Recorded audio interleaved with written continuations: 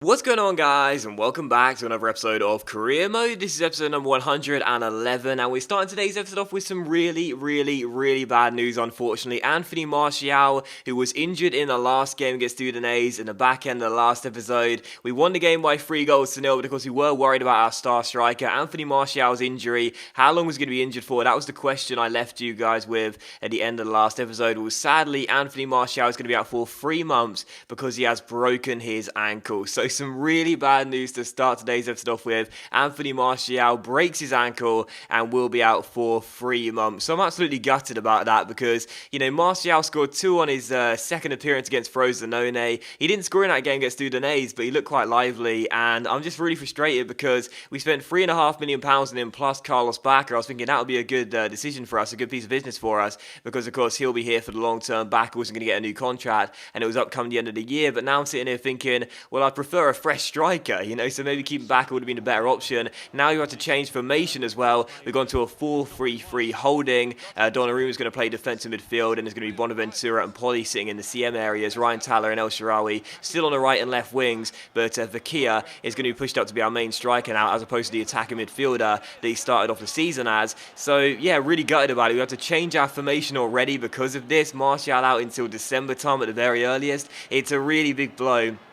And again, for £3.5 million plus Carlos Bacca, it may not have been too expensive a deal, but let's be honest here, if I could turn back the clock, I'd rather have the fresh Carlos Bacca than an injured Anthony Martial, of course. But still, we take on Fiorentina here, away in Florence for the first game of today's episode, the first of 3 games in today's episode in the Serie A. Coming on the back of that very good win against Udinese by 3-0 at the San Siro, our best win as Milan manager so far. Now taking on Fiorentina away from home, we took the lead right from kickoff. El Shaarawy grabbed his first goal of the season after a nice passing move, a good drill cross across the face of goal, and a simple finish for our left winger as he made it 1-0 with his first of the season. And 7 minutes after the restart, Fekir as well hit the post here. He's going to be our out striker now until December at the very earliest, so we need him to score some goals. Went pretty close there, hitting the woodwork, but it was still 1-0. But in this game, the problem for both teams I found was the fact there was a lack of a finishing touch on the game, and that's the case because we had quite a few good passing moves, both teams in this game, and there were quite a few good chances for both sides as well to get more goals.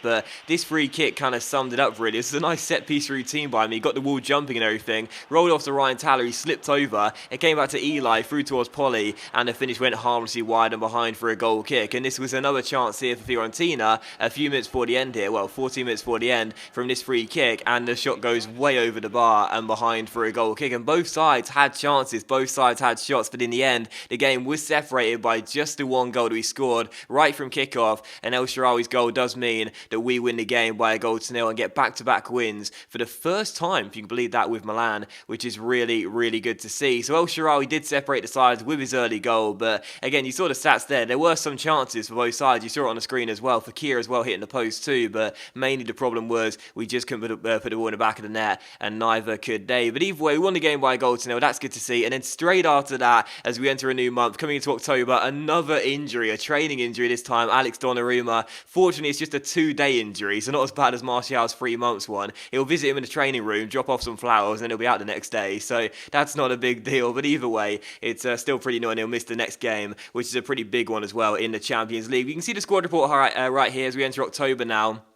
And beginning to sort of realise that this is the team we'll have until January at the earliest. And because of our lack of money now with Milan, because we spent it all in the summer, this is pretty much a team it will be for the remainder of the season. There may be one addition in January if we sell a player, but it's highly unlikely because I want to give contracts to players like El Shaarawy and Nkulu as well to make sure they won't leave on a free transfer for next season. So this is the squad we'll have until the end of the season most likely, with, again, possibly 1 or 2 changes. And as you can see at the table as well, 5 games played, we're undefeated, 4 wins and a draw. We sit in second place with 13 points, but our rivals Inter have a 2-point lead on us so far, as they have had a perfect record and have won their first 5 games. They've opened up a good 2-point gap at the top of the table in the first 5 games, being perfect as things stand. In the Champions League as well, not a good start for us, of course. The first game was against Dundee United away in Scotland, and of course we lost it by a 0-0. So the Champions League not off to a good start. The squad's looking good already though. I am liking the feel of it, but we do need to make sure that we do sort it out in the Champions League right now as we take on Galatasaray Galatasaray for the second game of today's episode and the second game of the group stage. So both of these teams lost on the opening day. Galatasaray were thrashed by PSG by 4-0. We were beaten by Dundee United by 1-0. So coming to this game, it really was a must-win game for both sides. I felt a draw wouldn't be disastrous for either team,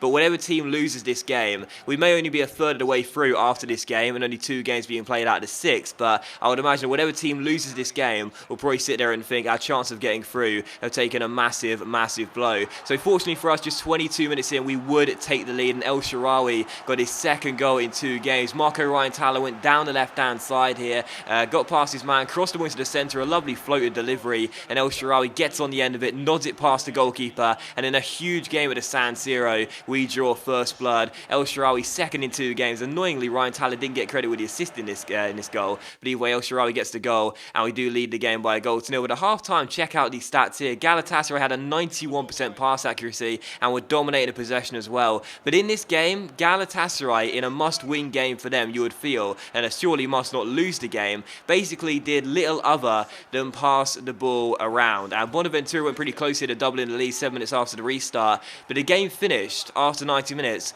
Milan 1, Galatasaray 0, and those 2 chances, 1 goal and Bonaventura hitting the side netting, were the only 2 real attempts in the entire game. And this is why I have such a big problem with FIFA 16, because this was a must-not-lose game for either side, because Galatasaray now have 0 points and a 3 points adrift of us and Dundee United in second and third. And okay, there's no reason why they can't make up that 3-point deficit. They can do it with a win against Dundee United in the third game. But the fact of the matter is, losing this game is a huge psychological boost for us and a huge psychological loss for them, because they know now we've got the advantage over them. We've got the better head-to-head start against them. They couldn't lose this game because one of these 2 sides won't be qualifying. PSG are almost guaranteed to be going through. One of these 2 sides won't qualify. They could not afford to lose this game, and we took the lead in the first 20 odd minutes. So for over an hour's worth of play, at the very least, at least an hour's worth of play, probably more than that, 65 to 70 minutes I would say, there was about 65 to 70 minutes worth of football to play. They didn't record a single shot in over an hour's worth of football. In a game they could ill afford to lose, and they were trailing.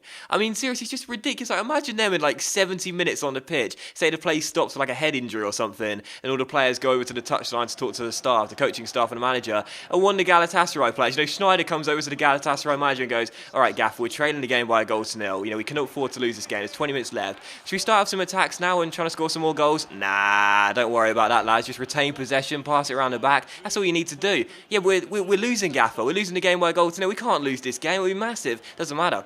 Doesn't matter. It's fine. Just retain that possession. That's all you need to do. Because that is FIFA 16, and I just cannot stand it. Because I really wanted that game to be a massive one for you guys to see early on during this season, and in our stint with Milan, a massive big game in the Champions League. And it was just so annoying because they just never attacked me. And it's like, don't get me wrong, we won the game, and I'm very pleased about it. But it's just absurd why that is the AI's only playstyle in this year's FIFA. It's just so annoying. But still, we're taking to Cesena for the third and final game of today's episode. Back in the Serie A here.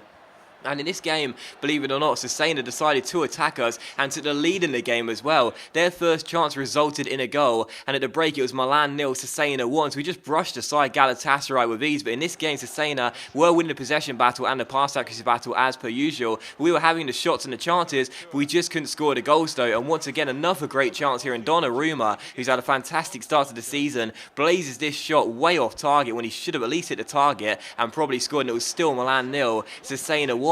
They almost doubled their lead 10 minutes after the restart here as well. Muslera made a really good save, but it was still 1-0 to the away side. And in this game, after the Galatasaray game, I guess there was a lot of complacency from me, really. I wasn't defending very well. I didn't think I had to after the Galatasaray game. Cesena were hitting us, looking for a second goal, but it was still 1-0. And every time we came forward, I just wasn't clinical enough in front of goal. I had a lot of chances. Another great one here through El Shaarawy, who scored 2 in his last 2 games, but he dragged his shot wide the post and behind for a goal kick. And one of the final chances fell here 2 minutes before the end. Donnarumma gets on the ball, plays it through towards Hashim Mastor off the bench. Scoop turns around his man, gets himself inside, chips the ball into the centre, and what a save this is by Giovanni, the goalkeeper. One of the saves of the season already. To nice silly guardy at the far post and keep it at 1-0 to Cesena, and that was how the game would finish as well. Final score, Milan 0, Cesena 1, and already this season we have had 2 defeats against sides that I would have seen as bankers in the games. I would have thought we would win this game with ease, to be honest. No disrespect to Sena.